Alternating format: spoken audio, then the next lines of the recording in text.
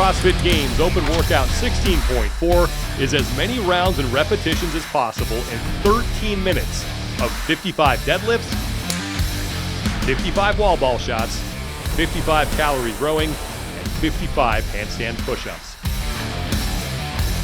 For the deadlifts, the men use 225 pounds and the women use 155 pounds.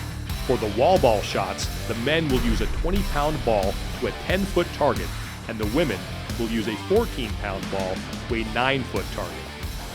At the call of 3, 2, 1, go, the athlete may grab the bar and begin their deadlifts.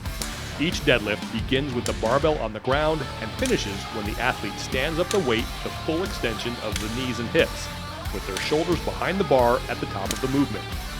The athlete may choose any grip they like, but their feet must be inside their hands. No sumo stances are permitted.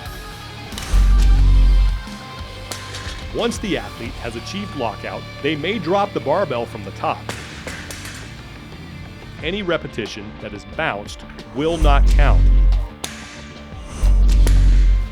If the athlete fails to extend their hips at the top of the repetition, these reps will not count. If the athlete does not lock out their knees at the top, those reps will not count. During every repetition of the wall ball, the athlete must squat below parallel. That means that the hip crease is clearly below the top of the knee. After the athlete has squatted below parallel, they will get credit for the repetition when the ball hits the wall above the designated target. The center of the ball must be clearly above the marked target for the wall ball shot to count. If the athlete does not squat below parallel, that repetition will not count. If the athlete fails to hit the wall above the target, those repetitions will not count. The athlete may not bounce the ball into the next repetition. The ball must come to a complete stop before the next rep begins. For the row, the monitor must be clearly visible and read 0 calories at the start.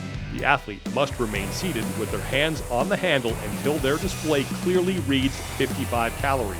Once the workout begins, only the athlete is allowed to touch their rower or monitor.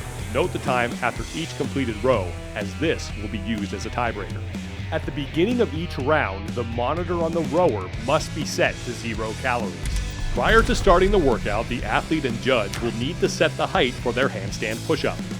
To determine the height, the athlete stands in a hip-width stance with their toes touching the wall.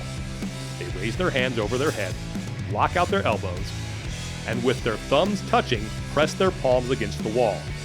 Make a mark at both wrists.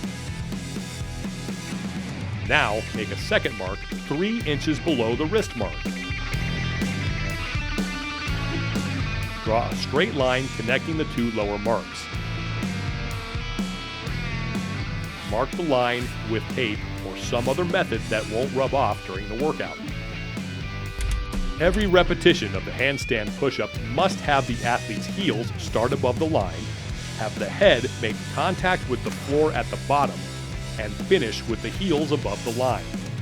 If the athlete's heels are not above the line before beginning each handstand push-up, it will not count. If the athlete fails to finish each handstand push-up with their heels above the line, those reps will not count.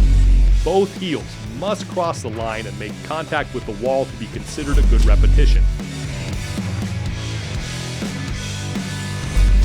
If the athlete fails to touch their head to the floor at the bottom of each handstand push-up, those reps will not count. The hands must be placed on a firm surface. If using plates and an ab mat, the head must pass below the palms.